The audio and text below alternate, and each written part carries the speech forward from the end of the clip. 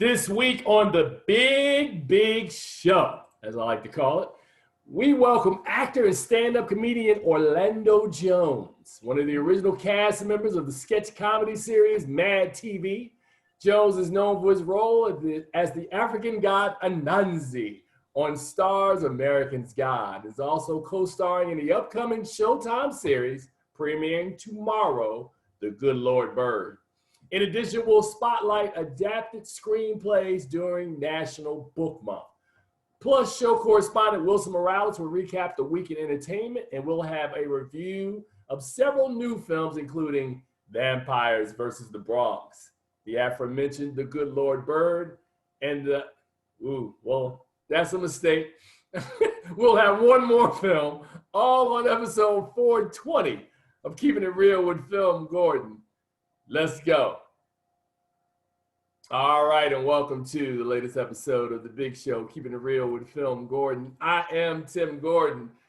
That's why we call it live home editions. Charles, how are you doing today, sir? Hey, man, I'm great today. This is a wonderful day in the neighborhood. All right, man. Of course, Wilson Morales will join us momentarily. And, of course, Orlando Jones will be our special guest today. But I will start the show by saying that it is now October the 3rd, episode 420.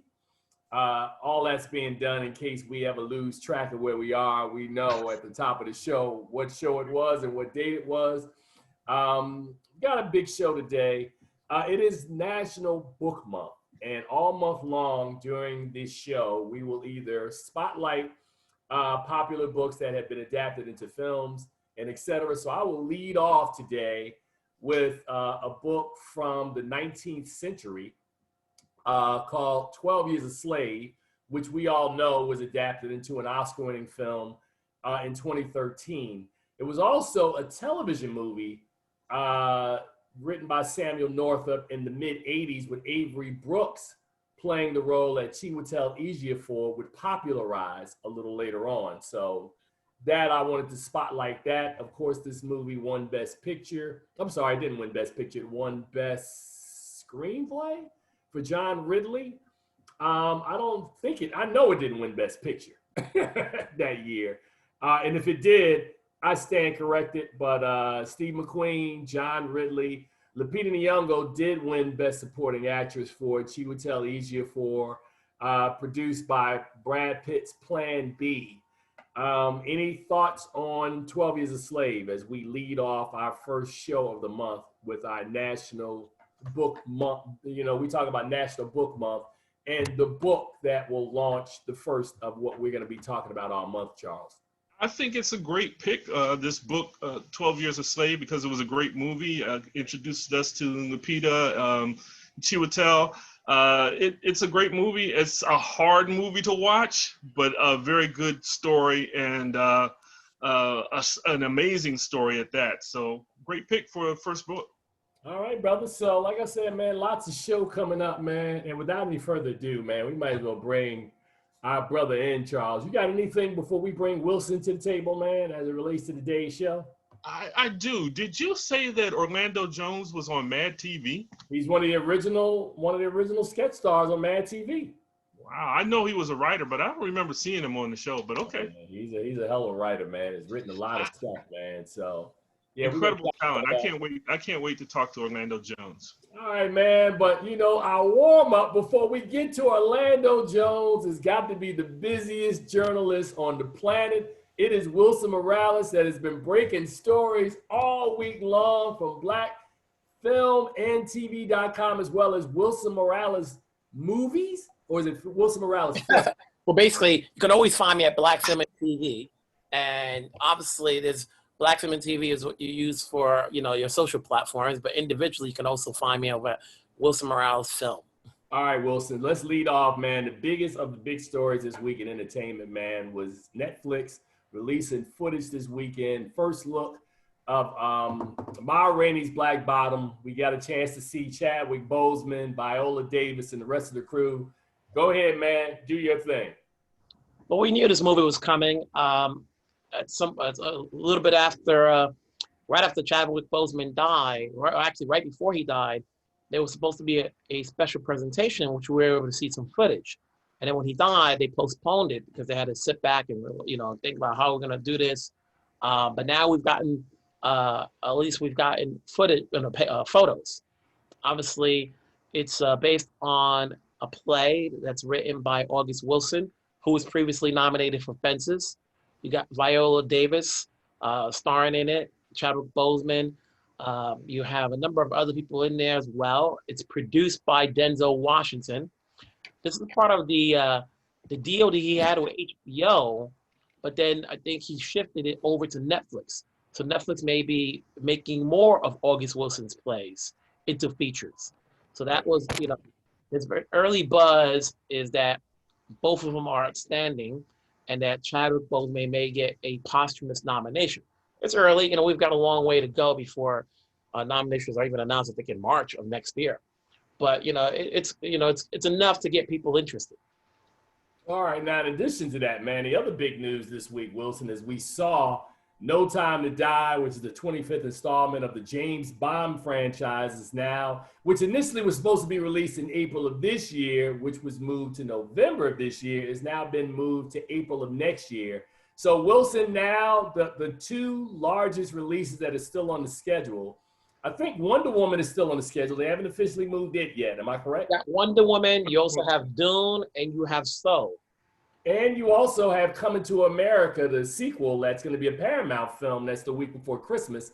Wilson, I'm going to let you go first, and then I'll give you my prognosis. What do you think is going to happen with these last four titles?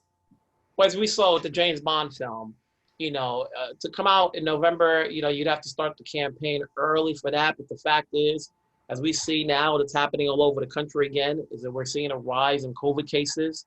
And at the same time, specifically New York and LA theaters have yet to open, and they account for a big percentage of the box office. James Bond, the last few years with Daniel Craig have been a box office hit for United Artists MGM. And this is a movie, being that it's Daniel Craig's last performance as James Bond, that could potentially make $1 billion. The very least 500 million. Because James Bond, obviously it's a long franchise, an old franchise that still carries a lot of weight. So you're not going to lose your shirt putting it in theaters as they see what's happening now with Tenet. Tenet has yet to reach 50 million in the States after 3 weeks. So now it's supposed to be, even though they've made over 200 million overall, it's still a little bit of disappointment knowing you could have made 3 times as much.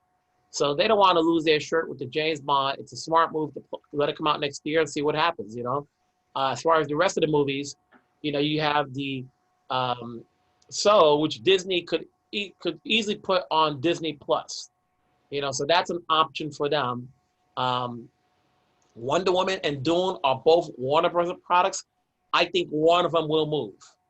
The problem is you can't find like next year is going to be so much of a clutter. Should theaters come back, everybody wants at least a 2-week window to make money. So they're going to have to find a date in which that feels best that they can put it out there. Dune may come out this year if they have any chance of getting any sort of technical nominations. Wonder Woman, it made 800 million the first time around. You certainly don't want to do a third of that at the box office. Right. So they're going to move. Coming to America, I don't know what's up with Paramount. It's like, I would hate to see that a film with this bunch of a black cast gets put in theaters when nobody's going out to the theaters. Right. Because that obviously has the potential of being a moneymaker, and we just don't want it to be in theaters. If everybody else is shifting, don't assume we're going to be the ones going to theaters and catching COVID. Right. All right. So the biggest head scratch of the week, man, and I really wanted to get your comment on this. Spider-Man 3 is bringing Jamie Foxx back to be Electro. Yeah. Why? Well, we just recently signed a deal with Sony to start developing projects, and obviously, since his previous relationship with them, why not? It's like there's always, the first Spider-Man he did was with Andrew Garfield, but that was before Marvel came into the picture. So they can bring him back. And now someone brought up an interesting idea is in terms of we don't know what the plot could be, but it would be interesting if they brought in the multiverse. Because then you can bring back the other Spider-Man. Okay, watch this. Okay, I get that now. That could work, but I'm trying to figure out, looking at what his last appearance was, like, why? And again, no disrespect to Jamie Foxx. I think he's great. Whose last appearance? Jamie Foxx? Jamie Foxx's last appearance in the Spider-Man franchise. We only did one film.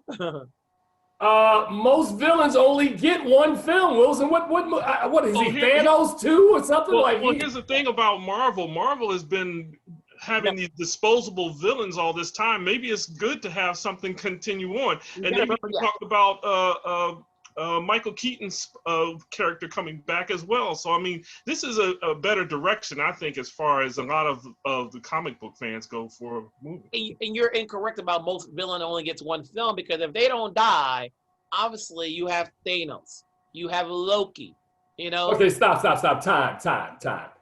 Okay, I'm incorrect.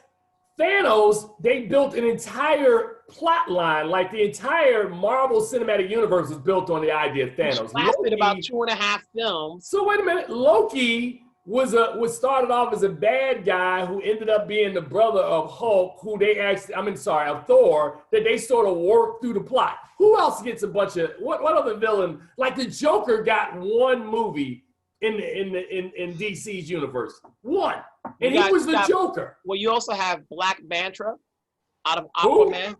Who? Black Manta. You got Baron Mordo out of Doctor Strange. He's still out there. Okay, stop. Time out. You guys are killing me. You comic book nerds. Here's the thing. I'm talking about on the big screen. Who's getting more? Like the Joker, they made a Joker movie, and Joker got to be a villain in one movie. My point is that what villain other than Thanos, and Loki's a good one, okay, what other villain is getting multiple shots at being in these movies? The theory is this: if the character does not die, there's always a chance for them to come back. That's what it is. If they don't die, you know, there's always a possibility of them coming back. Especially the thing with Loki is he created such a fanfare. They brought him back. He didn't have to come back, but he created such a fan base, being who he is. They brought him up just 1, 2. Every time Thor's around, Loki's around, you know, and they found a way to redeem him, you know, somehow, somewhat, you know. In other news, I love Wilson. In other news, go ahead, Mr. Amazon Studios has announced that Regina King's critically acclaimed film One Night in Miami, which has played at the Toronto Film Festival in Venice, will have a Christmas Day release, and then follow up by a hit in theaters maybe in January.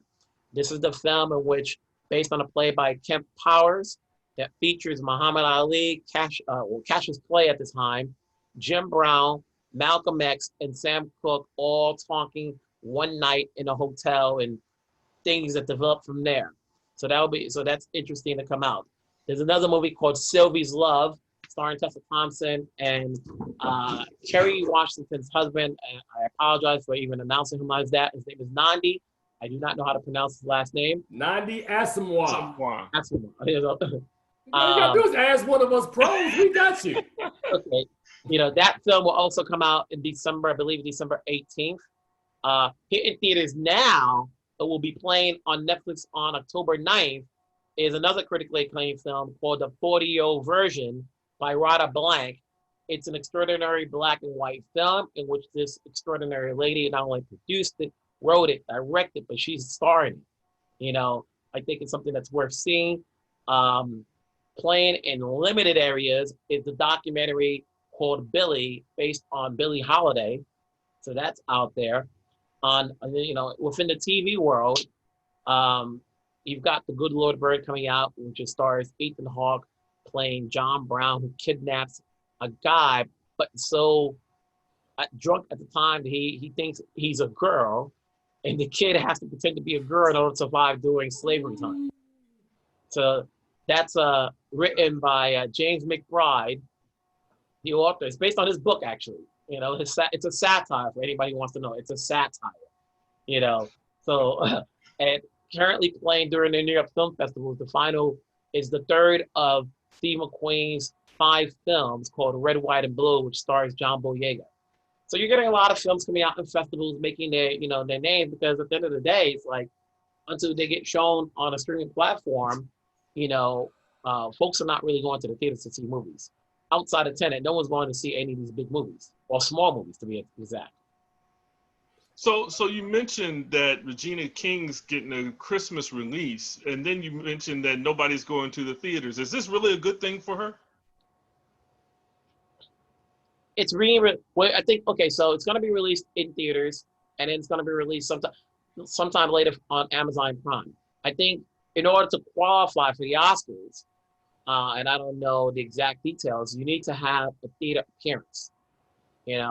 I think some of the rule book has changed, in which they will allow you to play on a platform, but I think some studios want to play the safe way by putting it out in theaters, which is why the 40-year version is out now in theaters.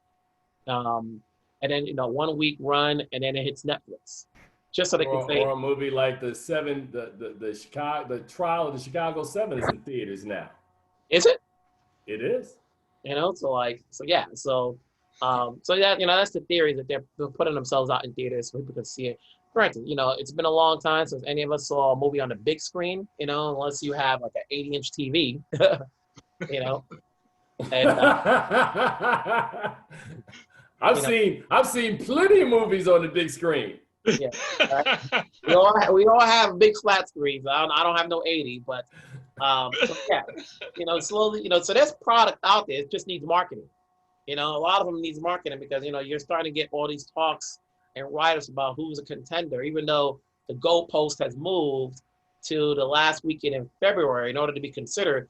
There could be a lot of films waiting down the line to come out, because you come out now, you still got 3 to 4 months before nominations are even handed in.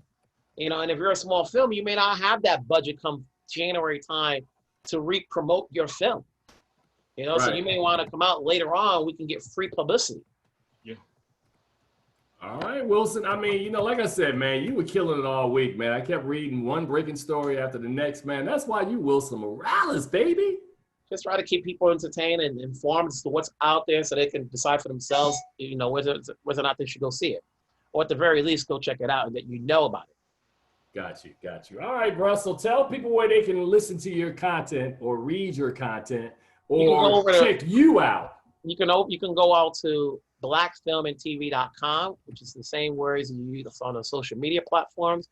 If you want to follow me, because I always talk about a lot of different things that's not necessarily in a website, you can find me over at Wilson Morales Film on Instagram. But for the most part, you're going to get a lot. Okay, Wilson, bro, I want to thank you, man. Keep doing what you're doing. Stay safe, man, because if you didn't learn anything from the GOP COVID All-Stars this week, it's real. Oh, yeah, but I like how they pivoted from, they took away from what Trump said about, not supporting maybe the Proud Boys. So like, oh, I got COVID. Hey, let's keep it filmed. I see where you were going there. That's why I didn't use his name. I called them the GOP COVID All-Stars. You know who they are. Yes, let me stay away from that. Wear a mask. Yes, sir. Wash your hands, wear a mask, do all the stuff that your parents trained you to do, man. Yes. So until next week, brother. Thank you. Take care, folks. All right. All right, of course, that was Wilson Morales. I just sent Charles a note, which you will find out that we will Yeah, that's why I'm sitting here. Yeah.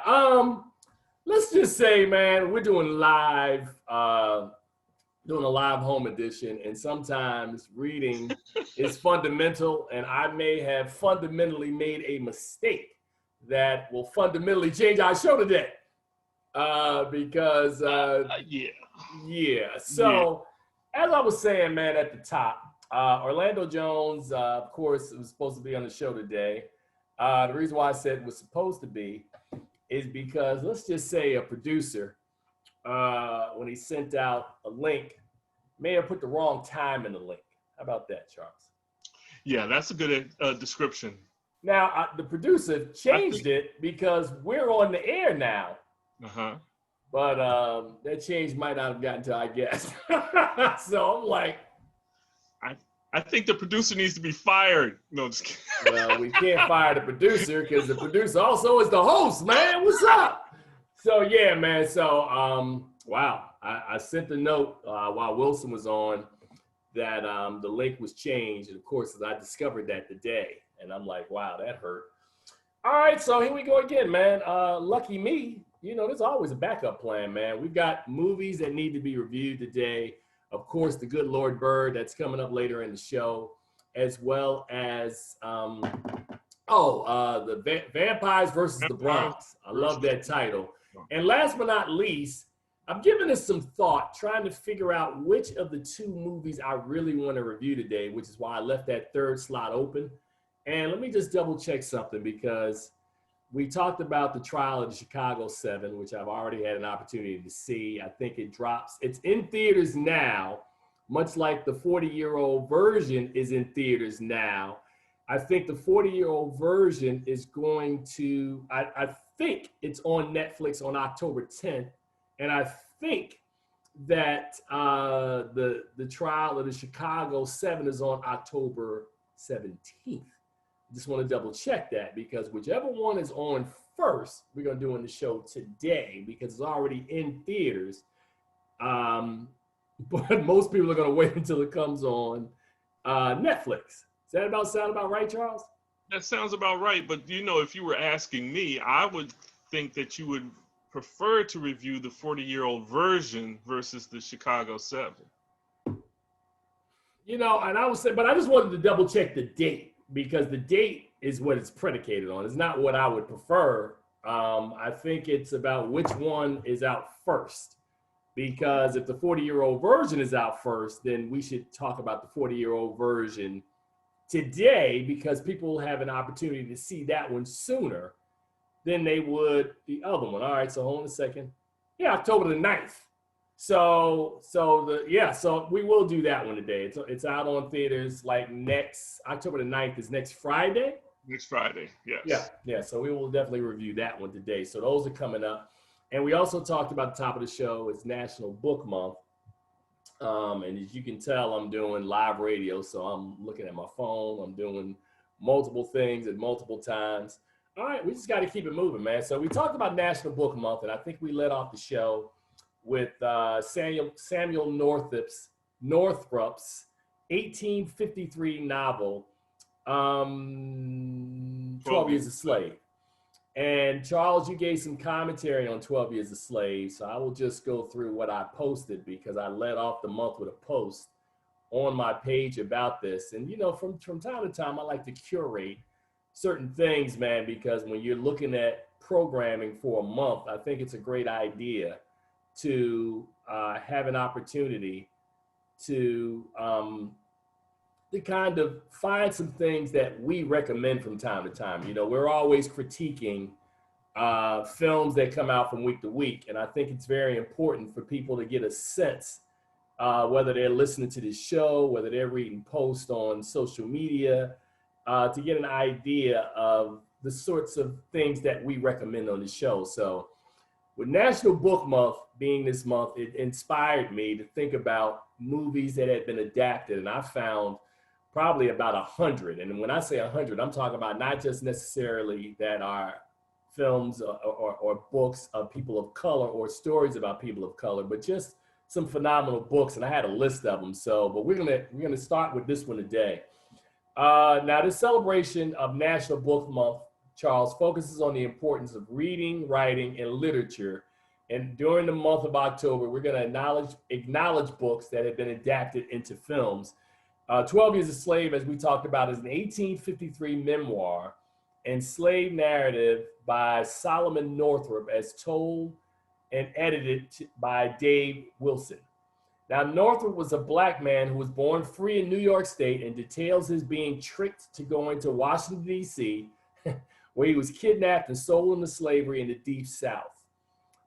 He was in bondage, of course, for 12 years, hence the title of the film, in Louisiana, before he was able to secretly get information to friends and family in New York, who in turn secured his release with the aid of the state. Now, Northrup's account provided extensive details on slave markets in Washington, D.C., and in New Orleans and described at length cotton and sugar cultivation and slave treatment on major plantations in Louisiana. Now, of course, the film, the second film that was made of this was the one from Steve McQueen, with a screenplay written by John Ridley. Chiwetel Ejiofor starred as Solomon Northup, Michael Fassbender, Benedict Cumberbatch, Paul Dano, Paul Giamatti, Lupita Nyong'o, Sarah Paulson, Brad Pitt, and Alfre Woodard were featured in supporting roles. This film was named the best film of 2013 by several media outlets and critics and earned over $187 million on a $22 million budget. So that's really a win for everybody involved. The film received, oh, I'm sorry, I take it back. I'm absolutely incorrect. The film received 9 Academy Award nominations, winning 3, including Best Picture, Best Adapted Screenplay, and Best Supporting Actress for Lupita Nyong'o. The Best Picture win made McQueen the first Black British producer to ever receive the award and the first Black British director of a Best Picture winner. The film was awarded the Golden Globe Award for Best Motion Picture, Drama, and the BAFTA, the British Academy of Film and Television, recognized it as Best Film and Best Actor Award for Ejiofor. 12 Years a Slave was named the 44th greatest film since 2000 in a BBC poll of 177 critics. It won Best Picture in 2013, man. Yep. So that was the book that I wanted to lead off with that was adapted. And as I said, they had a television movie where Avery Brooks starred as Samuel Northup. The one thing, go ahead. Solomon Northup. Solomon Northup, I'm sorry, not with Samuel. I will just lead off by saying this about 12 Years a Slave. It's a movie I've watched 1.25 times. And you go, well, what does that mean? The one time is I remember going to a screening and I had read so much about the advanced, what this movie was. So I knew going in that this was going to be a very difficult movie to watch. And I remember sitting in my chair, and I'm just going to give you kind of a look on camera, what it looked like, that I was low in my chair because I'm like, man, it reminded me of, I don't like roller coasters. I'm not a roller coaster guy. And it reminded me of being on a roller coaster that you knew was going to upset you. And it was just nothing you could do. You just got to ride it out, man. Just like ride this ride to the end. And, the opening, like one of the opening sequences when Northup is, as you heard me say, is tricked into slavery and he is brutally beaten in that one scene, and then much later in the film, when Lupita Nyong'o is whipped in a scene that is just very difficult to watch. The quarter time, I said the one, so I remember going to the screening. And I was so upset when I left that screening, as a rule back in the day, Charles, you've got, your studio reps that stand outside and go, can you give me a comment about the film? And I was like, get away from me. Don't you know I just came out of 12 Years a Slave? I am upset. Don't ask me anything about this movie. So I remember they had one more screening of it, Charles. And I didn't go to the actual screening, but I stuck my head in the door, and it was the scene with Lupita Nyong'o, and I wanted to watch the audience reaction to what I had experienced and what they were watching, and they were doing the same thing I was doing. They were like low in their chairs. People had their fingers over their eyes. They were like trying to cover it up.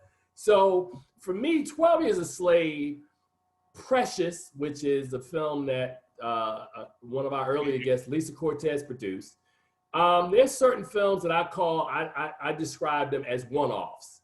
There are movies that we need to review.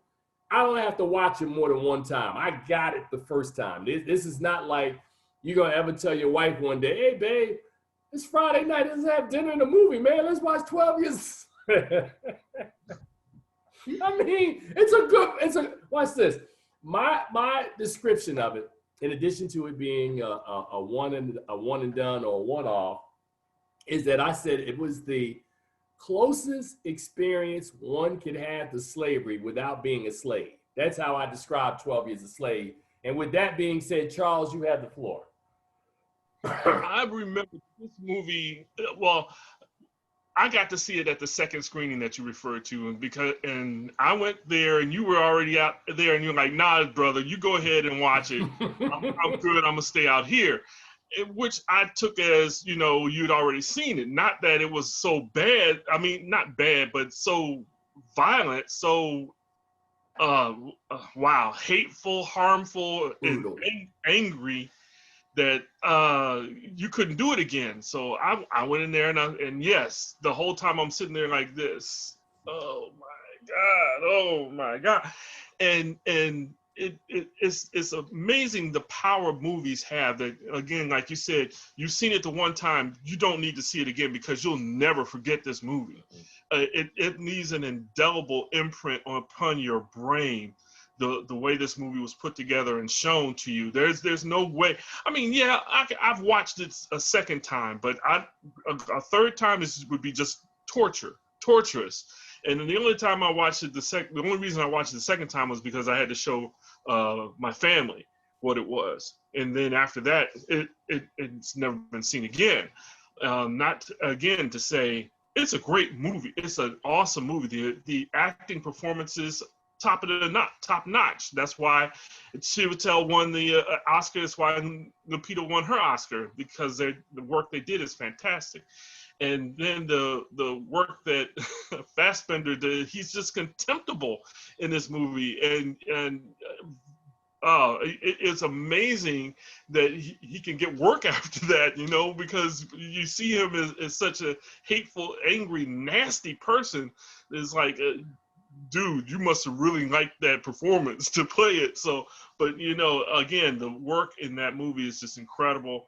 And when you said it was going to be your first pick for the book of the month, I was like, it's a great pick. I have a love for the National Book Month because normally, I don't know if our audience knows it, but down on the mall, we usually have the National Book Fair. And ever since my children were small, we've gone down to the book fair and we've met artists and writers. And my wife has an autographed signed picture from the woman who did Llama Llama's storybooks, and she's a kindergarten teacher. And we got signed books from all kinds of things. So we love going down to the National Book Fair. And this year it's online. It's right. online. Right. Because of the pandemic, so it's not the same. But I have a love for books, and I love to read books, especially when you get a good movie adaptation of a book. And this is a great book for you that was adapted into a movie, and I think it's a great place to start. I can't wait to see where you're going next week, as far as your book for the week. I already have it, man. I'm not even gonna say it, man. Because like I said, there are so many really good books, man. And I know I have a list here somewhere that I think I picked. Oh, hold on a second. I'm gonna pick some of the ones that we're not gonna talk about on the air. One other thing before we go. Go ahead. Go ahead. The book 12 Years a Slave is just as hard to read as the movie is to watch. Man, I'm telling you, bro, that movie, and then I think of some other movies that are what I call one-offs. I think about a movie like Fruitvale Station, which is a movie that I remember watching, which may not be an adapted. Well, actually, it was based on a true story of what happened to Oscar Grant in the Bay Area. But our colleague Nell Minow, who I need to get on the air, I remember her and I sitting next to each other watching this movie. And both of us in that last scene where, he is, has been murdered, and he's at the morgue, and the mother comes up and says, he looks like he's cold, and he looks like he's alone. And man, we were sitting there bawling like two kids, man, sitting in that theater, man. Why did I think Oscar Grant was in New York? No. Oscar Grant was the guy in Oakland who was murdered on the BART train. He was on the platform. Yeah, that's Oscar Grant. That was the movie that Ryan Coogler, I remember that one. Trust me, that one is definitely that's definitely a Frisco story or a Bay Area story. to this day, my DC Film Life partner, Michael Bryant, and I are confused as to how Coogler didn't get a nomination, how Michael B. Jordan didn't get a nomination for the work in that movie. It's just incredible. Well, I mean, I think it's funny. Early this year, I don't know if I've ever told this story on the air. Early this year, I was in LA pre-pandemic when we had the Critics' Choice Awards. And of course, When They See Us was up for multiple awards and it actually won some that night. And I walked up to Ava DuVernay, who's somebody I've known for quite a while, and I was trying to explain to her in the moment, and I think it got lost in translation, that I explained that I couldn't watch.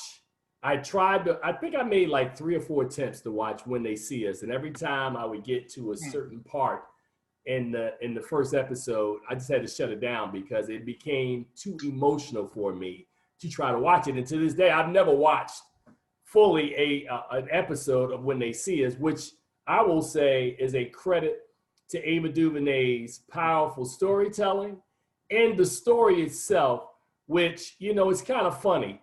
I'm going to take a pivot right now, Charles. I just finished the entire season of The Good Lord Bird. I had an advanced copy, so did you. And you kind of know, like if you watch movies like The Good Lord or stories about The Good Lord Bird, which we'll talk a little later about, abolitionist John Brown, or if you've seen The Birth of a Nation, or a lot of these other stories where it's going to basically end badly for these characters, right? I think it's interesting in saying that I can't watch more of the modern stuff. Like the modern stuff bothers me. Like we talking about When They See Us, Fruitvale Station, those sorts of stories. I'm able to watch certain movies or get through certain series. I don't know what it is, man. And maybe if I bring one of our good friends, Ivan Walks on, who's a psychiatrist, he may be able to tap in to what that phenomenon is. Because I know for some people, it's just very difficult, Charles, for them to watch. I've had a lot of people who are close to me in my circle tell me there's certain movies that I just can't watch. My significant other can't watch The Good Lord Bird. She was listening to it. She was like, "No, I'm good." I was like, "But you missing something really good." She's like, "No, I can hear it. I don't need to see that one." I was like, wow. So everybody is in a different place, Charles. But I say that to say, going back to When They See Us, that was a movie that, for reasons that I can't even explain to you or to the audience, I just couldn't get through it. I couldn't watch it as a Black man who is 50 years old plus. And I remember, being a Jersey native, being in DC when that situation happened in the late 80s and understanding what these brothers were going through. It's just difficult, man, and I also end by saying I'm one of these people who, and I think I've explained it on the show, that by virtue as being a film critic, and this is part of my profession, that I understand imagery, right? So I can tell you that, like, I've watched movies like Menace to Society, and when you have the scene where they're about to pull the gun out at the end to shoot down Old Dog and Kane and the screen goes black, and how it was explained by the Hughes brothers at the time that our imaginations are much more powerful than what we see. You think about Rosemary's Baby. They never show you Rosemary's Baby. You think about a film like Pulp Fiction, when both Samuel L. Jackson and John Travolta have Marcellus's briefcase, and they open it up and you see the light illuminate on their face, but they never show you what's in there, because your imagination will always make it worse than what it is. And I say that to say that I never watched the killing of George Floyd. I never saw the video of Ahmaud Arbery. I purposely avoid watching all those videos, because if I see it, I can't unsee it. It's going to be stuck in my psyche. And some of that stuff I just don't want to live with. Just like I don't want to live with watching some of these films more than once. So that's just my personal thing. It doesn't mean I'm not down for the cause. Don't be writing letters on YouTube going, "Tim is a sellout. He can't." No, Tim is a Black man in America who is politically astute, who knows the power of the image, man. And that's why I'm like, you gotta, we talk about being spiritual people, Charles, and the Bible tells you to guard your heart. You got to also guard your thoughts, man, because that stuff it is also in there. talks about guarding your eyes and what you see, because those things, like you say, they change a person from the inside out. And so, I've seen the videos, and sometimes I wish I hadn't seen them, but I also understand how important it is to see it, because you, like you just said, you can imagine worse things. And when you see the video, you can see what everyone else is responding to, and how it has caused this fervor throughout our nation. And the last thing about when they see us, to me, it was more because I grew up like you did through this time. I remember all this happening while I was growing up. But for me to watch it, it was more of, I need to share this with my family, especially my children, so they can understand what we have gone through and what can happen to us even today, because some of those forces that were in play in that film when they see us are still in play today. And I think that was great in what Ava did with that series, to not just make it about then, but make it about now as well. So it was a hard watch, like 12 Years a Slave was, but I thought it was necessary. Well, I think I want to have a conversation about something else that I think is a cultural touchstone right now. Last year on HBO, they released what I thought was, up until that point, which I thought was like the blackest thing I'd ever seen on television when I watched The Watchmen. The fact that I never forget when I watched the opening scene, I said, is that Black Wall Street? Is that Tulsa? Wait, what? We using this on television as a backdrop, and to understand how they used that so artfully last year, I just thought it was genius, right? And then I think it was one of the episodes that our Black Reel Awards voted as the best episode or best written episode. And I cannot remember what it was, but it was sort of the origin episode. I think it was episode 6. And I can't remember the title. It was right on the tip of my tongue for a second. Then it went away. But it was the origin story of the very first Minuteman, who were the precursors to the Watchmen, which was the grandfather of Sister Knight, the character that Regina King plays. How he was a black man, and the whole idea of him wearing a black mask or something black over his head with a noose around his neck, and the origins of where that came from. I just thought, as a black person, I'd never seen a black story told like that on television. I was like, wow. Now, I say all that to say that was the blackest thing I'd ever seen up until that time. And then came Lovecraft Country. Wow. There are 3 episodes left, including the one tomorrow night. And trust me, in the next week or two, we're going to have an extensive conversation about Lovecraft Country, because last week's episode, if you've been watching it, episode 7, which was simply entitled I Am, was all about Hippolyta. And brother, that Afro-futuristic aspect and element they brought into it was something special. That was really special last week. Another show that's steeped in Black culture as well. I mean, because it all started with these guys who are pioneering. And for those who don't know what pioneering is when we had a movie a couple of years ago called Green Book, and it talked about, where your person could stay and how they could, it was about that story. But the pioneers were the ones who made the Green Book and made sure you knew where you could go and you couldn't go. And that's how this whole thing started. They're going out, and then they run into, and man, this movie is the show Lovecraft Country. It's phenomenal. Hard to watch at some points sometimes. Oh, brother. Oh, but it's worth Man, let me tell you something, man. I will just say this, that we reached out to one of the creative principals for this show, who we could not get.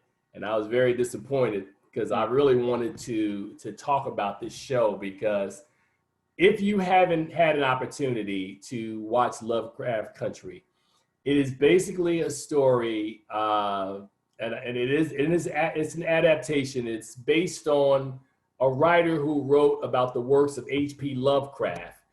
And what they've done with it that I think is absolutely brilliant is that they've taken the story, and again, with Tulsa, again, you know, because at some point, Charles, there's somebody I would like to either see Spike Lee, because I have a short list. Spike Lee, I think Ryan Coogler could do it. Trying to think who else. Ava DuVernay could definitely do it. But somebody needs to tell the story of what I call the Gap Band, right? You know, I don't know if I've ever told the story. The Gap Band, you know, the three members, Charlie Wilson and his two cousins, brother and cousin, are all from Tulsa, Oklahoma. The Gap and the GAP stands for Black Wall Street's main area was called Greenwood, right? So the Greenwood section of Tulsa, and the two cross streets were Archer and Pine. So when you think about Gap, as in the Gap Band, and they made a song called You Dropped the Bomb on Me, we out on the dance floor thinking the song is funky. No, it's a history lesson telling about the first time that Americans dropped a bomb on an American city during the Tulsa riots in 1921. So that story now, as we have seen, has been they've used it to mine it for two series that have been very, very Black in their execution. You know, when Beyonce made Black is King, I'm surprised Tulsa, Oklahoma wasn't a part of Black is King, because that is a Black story right there for you, bro. I mean, that is epic of an upscale community in 1921, like a century ago, that had Black businesses, barbershops, and they've used it for the beginning of Watchmen. They use it for some backdrop for what we're looking at right now with Lovecraft Country. But, you know, Jonathan Majors, Journey Smollett, Michael K. Williams, Anjanae Ellis, Courtney Vance. I mean, these guys are putting in work.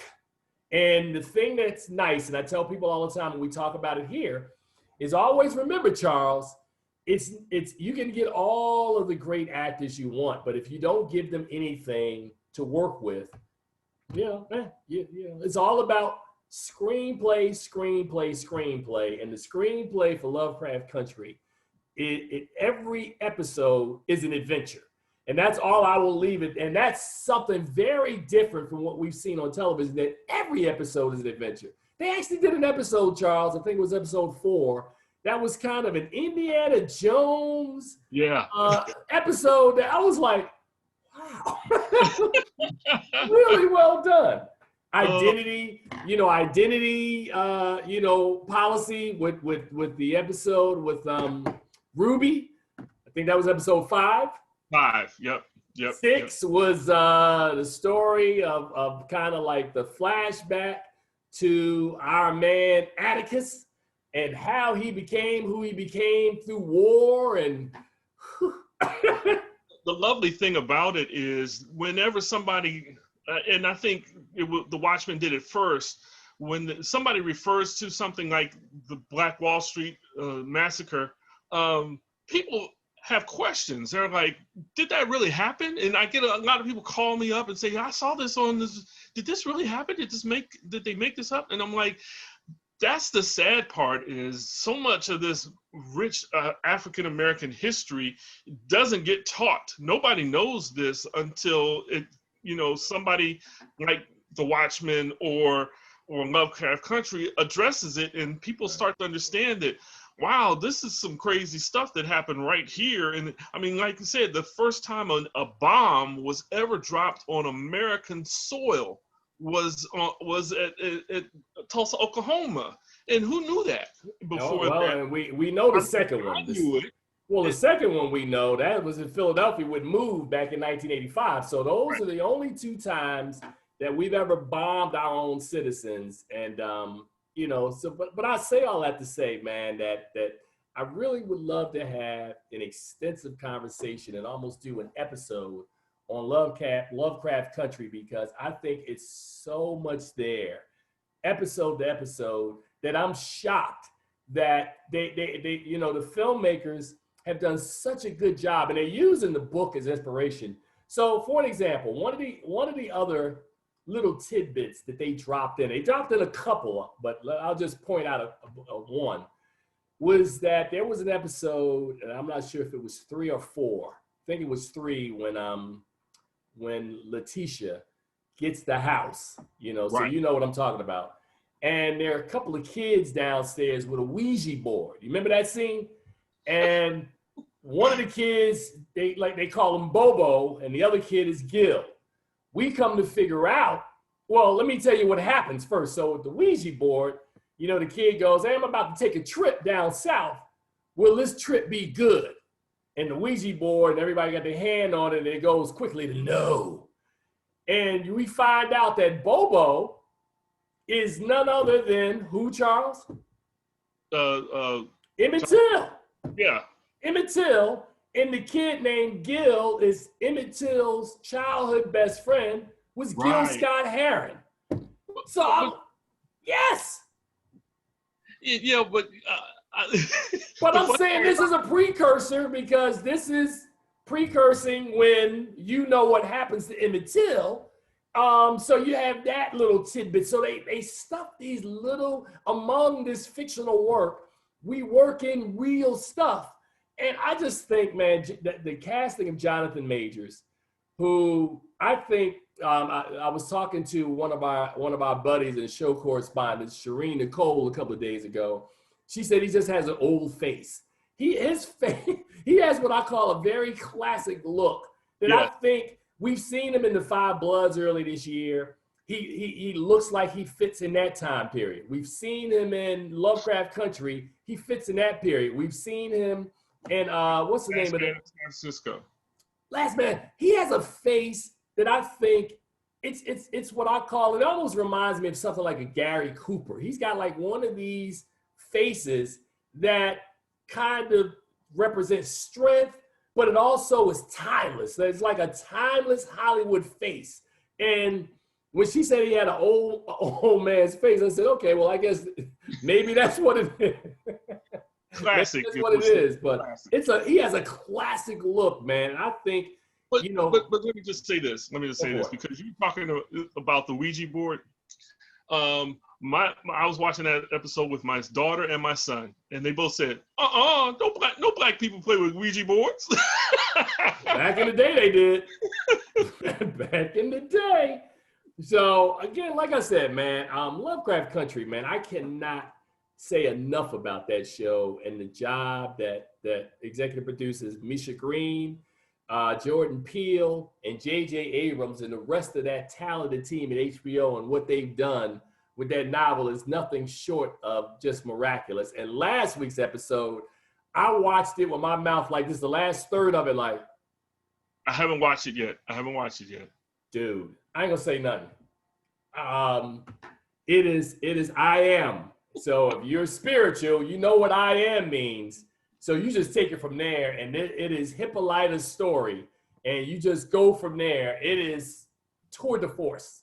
That is, I'm not gonna say it's my favorite episode. It's in the top 3.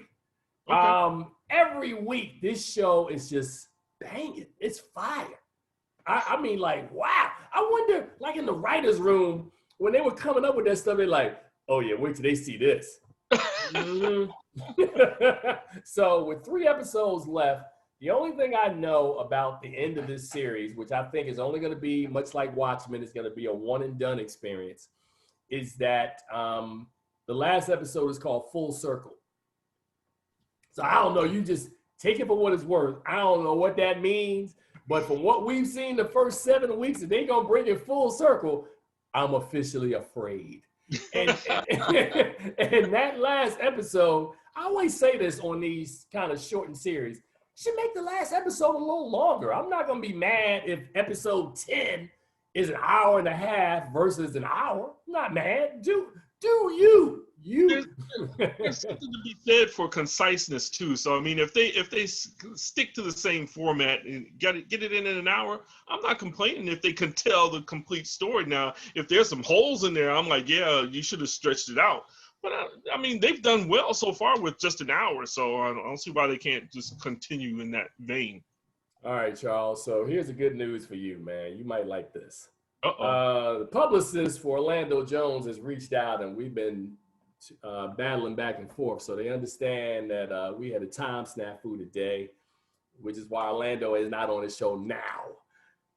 There's an outside shot that the brother may be here. So if I'm going to start reviewing movies now, and if I get interrupted, you will know why. All right, so Charles, man, as always, our running joke for people who've never seen us in the studio do this show is this would be the time I'd be like, come on, Charles, give me the script, man. Let's go, let's do it.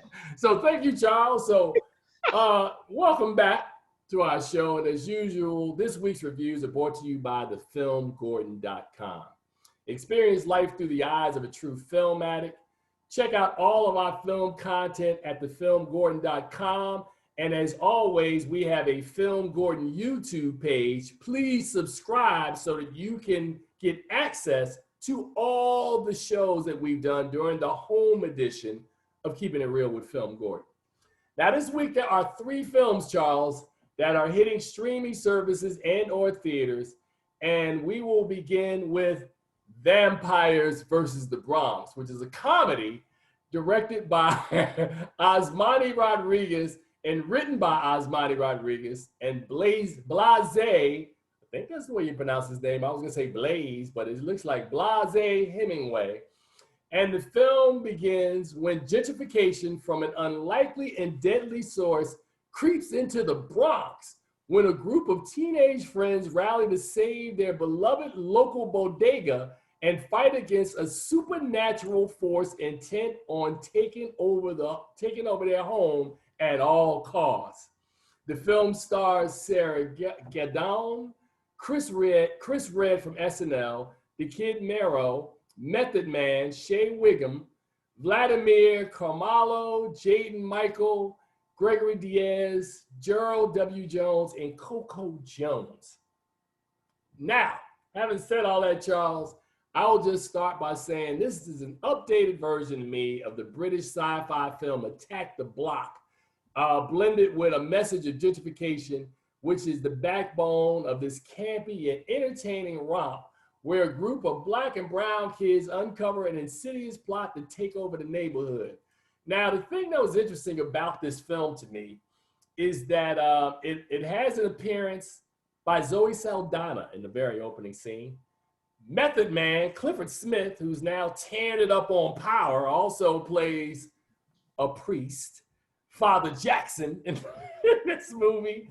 So again, going in, you look at the title, Charles, and you think, man, this is gonna be ridiculous. Man, I watched this film. I've watched it now 3 times. I think it's rated PG, and the idea of vampires in the Bronx, sort of like I said, Attack the Block, where you had aliens dropping into an East London neighborhood and John Boyega and his 3 or 4 friends fight them off, is the exact same thing. And the thing I loved about the movie, there were 2 elements that they put in the screenplay, Charles, that I think really make this film work. Is one, it had 3 friends. So there's one friend who is called Lil Mayor. You remember the Mayor and Spike Lee's Do the Right Thing. So we got the Lil Mayor, and this one, little popular young kid, about 12, 13, 14 years old, who is beloved in his hood. Everybody kind of gravitates toward him. He's a leader. One of his other friends is Luis, who, ironically, one of the drug dealers in the hood called him the Puerto Rican Harry Potter. So he looks like Harry Potter, but Hispanic. And then last but not least, the last kid is a kid who's kind of lost his daddy and is kind of like a young gangster, but they're all friends who have been friends for years. And they're joined by a 16-year-old girl named Ruthie, who Lil Mare likes, but he doesn't have enough game or age to be able to get her. And they, you know, you have Louise, who's the Puerto Rican Harry Potter, who understands vampire mythology and explains it to you, to the audience. He explains it to his friends, but yet the audience at the same time about how you stop vampires, what a familiar is. So he breaks it down with the backdrop of using Blade. You also have another character who is kind of like the Instagram's superhero, who kind of moves the story along by telling you, yeah, look at what these guys are doing now. So it works out perfectly, because if you were watching it, they kind of describe the action to you in the course of the movie as stuff is happening. I thought this film was, as I keep using the word cute, when you think about a horror movie, it's a cute horror movie that's fun. You know, it's PG-13. Now, it does have its share of some scares in it and some things that'll make you jump, but it's not bloody, gory, or anything to that nature. I gave this movie a B. I thought Vampires versus the Bronx as a Halloween release, this would be a movie. Charles, it's on Netflix right now. Watch this movie tonight and get back with me tomorrow and let me know, am I tripping? Because we watched it several times. We enjoy the Vampires versus the Bronx. I think it's a lot of fun. I got a double feature tonight. Vampires versus the Bronx and Hubie Halloween. Okay, there you go. So that's my first movie. Uh-oh. Let me see what I'm saying. Oh, man. Oh, goodness. Keep going. Okay, I'm keep talking, man, because I'm just sending the email really quickly. Well, I'm glad you corrected yourself. You said PG rating on Vampires versus PG-13. You said PG first, and you said PG. Oh, I'm sorry, my apologies. I'm glad you corrected yourself, but I cannot believe. I admit I have not seen the whole movie. I've seen pieces of it, but it doesn't sound like a B movie to me. It sounds like a B movie, but not a B graded movie. it is a B. When I say a B movie, man, you know, I used to get in trouble about this a lot of times. That, you know, sometimes, you know, as a film critic, you're a critic as well, man. Sometimes we live by this code, and, you know, movies have got to check off all these boxes in order for us to give it certain grades, right? And at the end of the day, what I've discovered, especially during this time of pandemics, you gotta take these movies for what they are, man. Because if you applied, I mean, seriously, if I applied the same sort of basis when I'm watching The Godfather and On the Waterfront and A Place in the Sun and Schindler's List to some of these movies, I'm like, come on, man, you wouldn't like anything. And saying that, Charles, we've got a couple of colleagues, and I'm not gonna put her out there and put her on blast, but I do know of a film critic locally who I know literally only likes like 3 movies a year. I mean, literally, she doesn't like anything, but she'll like 3 movies a year.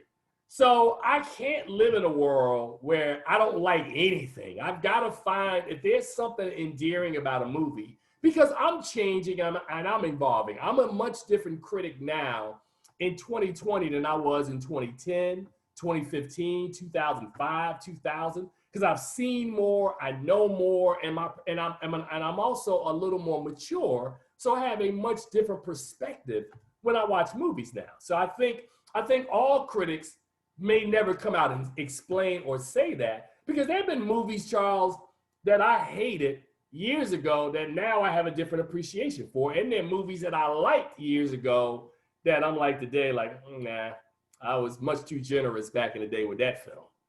So that's right. So do you have anything else on the Vampire in the Bronx before we move on to the Good Lord Bird?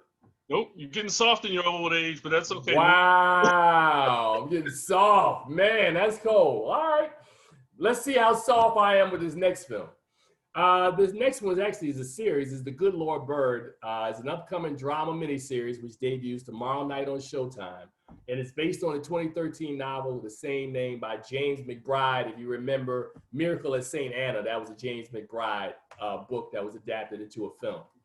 Now, the series was created and executive produced by Ethan Hawke and Michael Richard. And the series is told from the point of view of Onion, Joshua Caleb Johnson, a fictional enslaved boy who was part of Brown's motley crew of abolitionist soldiers during the time of Bleeding Kansas, eventually participating in the infamous 1858 raid on the Army Depot at Harper's Ferry in West Virginia. Now, Brown's raid failed to initiate the slave revolt he intended, but was integral in starting the American Civil War. So that's the setup for The Good Lord Bird, which is 7 episodes, which I've had an opportunity to see them all. Charles, I know you've watched probably a couple of them. What I will say about this film is that Ethan Hawke gives what I call a spirited bravura performance as abolitionist John Brown, whose sole mission is to liberate all the Negroes and whose actions would later spark the Civil War. Now, told through the perspective of a fictional character named Onion, the story is a lead up to his raid on Harper's Ferry and his many allies, including Frederick Douglass and Harriet Tubman, who support his mission despite the obvious challenges that Brown faces. When I wrote that, Charles, I'd only watched 5 of the 7 episodes, and I gave it a grade. And after I watched the last 2 episodes, I changed my grade. All right. Now, having said this, man, the thing that's interesting about this show is the fact that we come off of Antebellum. We're talking about 12 Years a Slave, and we've seen several other films. We talk about There's No Slavery, but it's black horror, and Lovecraft Country or The Watchmen is kind of satire, things of that nature. This story is pretty interesting because when you look at the time period, and I think, and I'm editing in my head as I say this because I want to make sure I don't miss anything.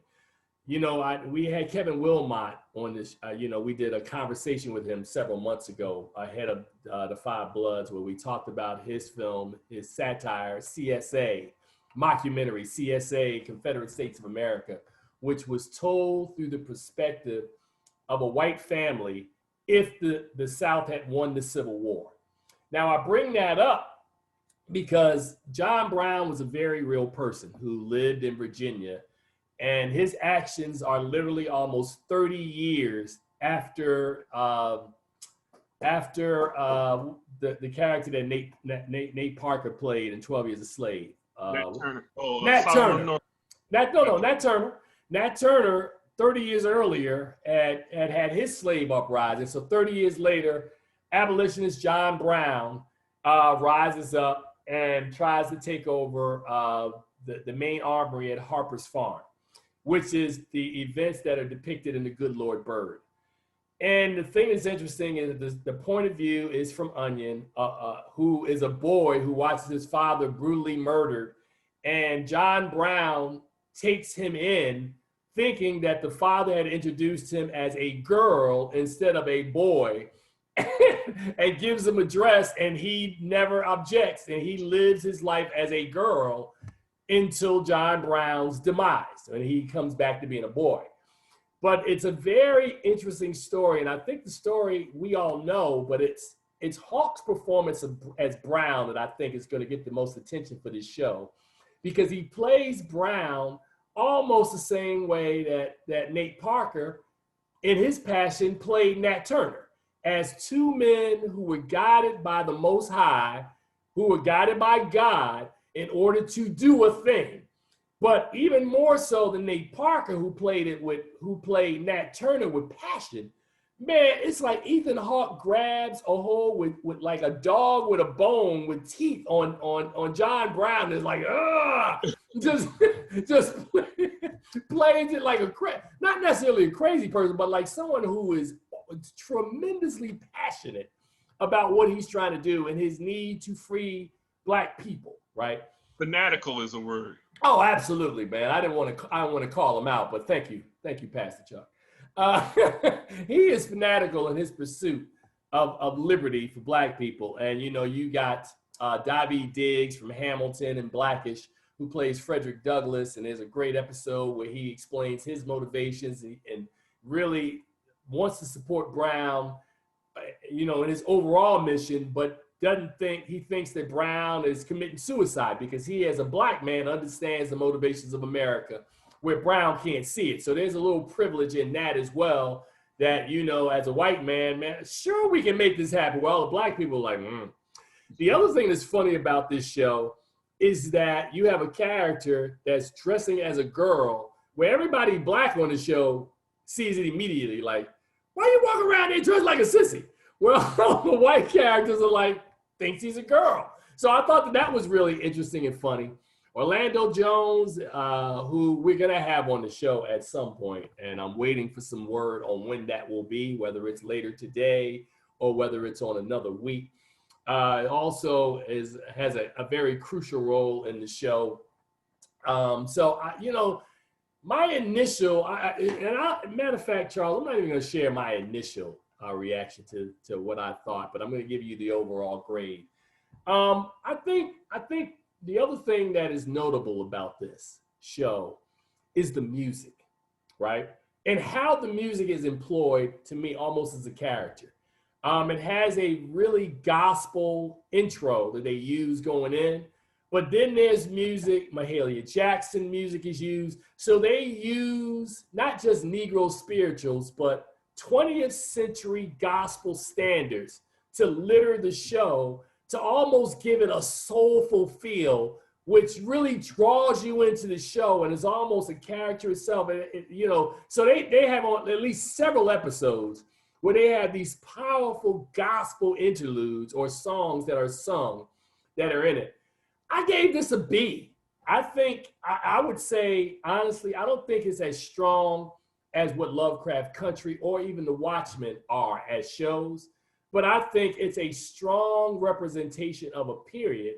And in the way it's told, there's not like there's a mighty whitey or white savior aspect to it, because John Brown's a real person. So they didn't make this guy up. This is a real dude who the issues that he fought for are put on screen. Ethan Hawke, who's a hell of an actor, does an amazing job. And young Caleb, what did I say his name was? We don't want to mess that name up because we may see this guy again. Joshua Johnson. Yeah, he is really, really good in this, man. So, you know, bravo for the folks at Showtime for this show. The Good Lord Bird premieres tomorrow night on Showtime. I'm not sure if it's 8 o'clock, 9 o'clock. You can check out your local listeners and check that out. And Charles, you know what, man? Since we are running long, I think I'm going to save the 40-year-old version. And, well, actually, if we save it, we will miss it because it will already be on. So we should just go ahead on and do it today. Does that make sense? I mean, Vampires versus the Bronx is on now. So, I mean. Yeah, that's on now. So we had the first opportunity. I didn't know about that one until the middle of the week, but we can't let that one slide. So let's do the 40-year-old version. So, Charles, you got anything else on the Good Lord Bird as I'm preparing for the 40-year-old version? Ethan Hawke, like you said, he plays John Brown, and he's not perfect, and he does a good job of showing that he's not perfect. He may be righteous in what he's doing, but he's not a saint. No, he is not. But you know, I love that opening scene. My name is Awesome Man. right. John Brown. Man. Yeah, that was hot. That was hot, man. So good job by Brother Hawk on that one. Which brings us to our final review of the day. And of course, this is a film that premiered at Sundance earlier this year. It would almost make sense that the first time in 7 years I didn't go to Sundance and didn't get a chance to see this movie there. So I had to wait until a couple of weeks ago to check out the 40-year-old version, which is different from the 40-year-old virgin. And this one is a comedy written, directed, and produced, and starring Rada Blank in her directorial debut. The film tells a story of a struggling playwright who one night, after having one drink too many and feeling sorry for herself, listens to a group of rappers or a group of guys in a car blasting rap music, and it inspires her to become a hip hop artist. And so the thing that's interesting about this story, man, is that the first time she takes a pad out, she's already a writer, Charles, because she's a playwright. So she creates this persona and she goes in, and of course she's 40 years old, not like a jet beauty of the week. She shows up with her hair tied up, and she shows up in the studio the first time. And of course the running joke is that like you didn't have to pay the guy, but you had to bring him a bag of weed, and that was the payment. So she shows up with her weed. Everybody's getting high in front of her. She's sitting there. She falls asleep because nobody takes her seriously. Like, man, you come in here to spit. So she comes back the next day to give the guy a piece of her mind. The producer, who drops a beat, she gets around there. And let's just say, Charles, she's quite nice on the mic. And I forget what her rap name was. Her name is Rada. Was it? I forget the name, but she had a really catchy rap name. And she kicks it, man. Until then they bring her to a cipher, and she's in the cipher and she's spitting. But it's just something about her performing live that just doesn't work. She also, while she's struggling as a playwright, she has a group of students that she teaches theater to, who also come out to support her. And the film is an exploration of a woman finding herself, which I thought was amazingly cute, aspirational. And the only complaint I have with this movie, honestly, is that Rada has real skills. And I would have loved, like, for this to have like an 8 Mile twist to it, where she had an opportunity to get out there, man, and just like, boom, boom, boom, drop some bars, do some stuff. We didn't get enough bars in this film, and she was capable of giving us the bars. So that was my only complaint, man. And again, for this movie, I give it a B. I thought Rada Blanks was amazing. I thought the concept was amazing. I thought it was a small cast. She is literally like the Spike Lee. It almost felt to me in tone what She's Gotta Have It was. Shot in black and white, a Brooklyn movie, she's walking around the neighborhood. There's commentary from her neighbors, who don't think she has what it takes. There's a homeless dude across the street who provides comic relief. I thought this movie was cute. I really did, man. So again, whether Charles keeps telling me I'm getting soft and that I'm just not giving these movies their due, these movies aren't hurting anybody. Trust me. I've seen a bunch of bad movies during the pandemic. None of the 3 movies I've watched today are those movies. They're not. So a B, and B across the board. So are we grading on a COVID curve? We are not grading on the COVID curve, man. I mean, let's be real. Okay. The first movie was Vampires versus the Bronx. It's a movie that's PG-13. It is probably made for younger audiences. You have people who are playing roles that we're not accustomed to playing. We're watching Method Man from the Wu-Tang Clan as Father Jackson. I mean, that's all you need to say right there. That's all you need to say.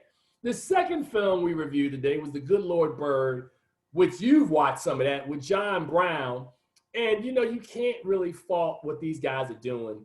I think it's a really good story. I mean, we already know where it's going, but the journey of getting us there is very interesting look of what they were able to put on screen.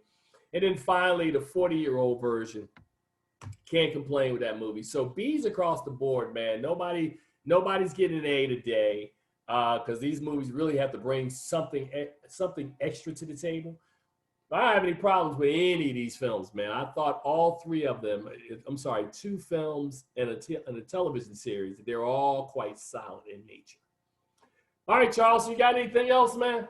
No, I'm good. I think I've said enough for the one day. Wow, yes, you have. Another inside baseball joke. Yes, you have, brother. So how did that go? Was that good? Yeah, I think so. It was short. No, we're not. No, I'm saying it was short. Oh, well, Your early effort, yes. Had other things to do. Oh, you do have other things to do. So were you able to get in, get out? Yep. All right, cool. All right, so that does it for, so here's what I will say as a note. 420 was supposed to have been a show where we interviewed Orlando Jones. I'm still waiting on word because that still may happen today. It's just not going to happen right now. And I am at fault because, you know, as they say, reading is fundamental. When you send people a time, you should send them the PM time, not the AM time. Eastern Standard PM Well, time. I mean, that may save us because, you know, Pacific Standard will save us because that means that we can actually still do the show today. It just may be much later today, but we'll work it out. All right. So as we tell you guys in closing every week, please see something amazingly good at the movies. And I've given you three choices. I think I stand by my merits, and as somebody who they pay to do this, Charles, you call me what you want to, baby. You know, I'm still going to be Tim Gordon. Until next week, we will see you. And National Book Month will continue. Let's listen for next month's choice. Until then, we'll see you guys on the other side. You guys take care and enjoy the rest of your Saturday.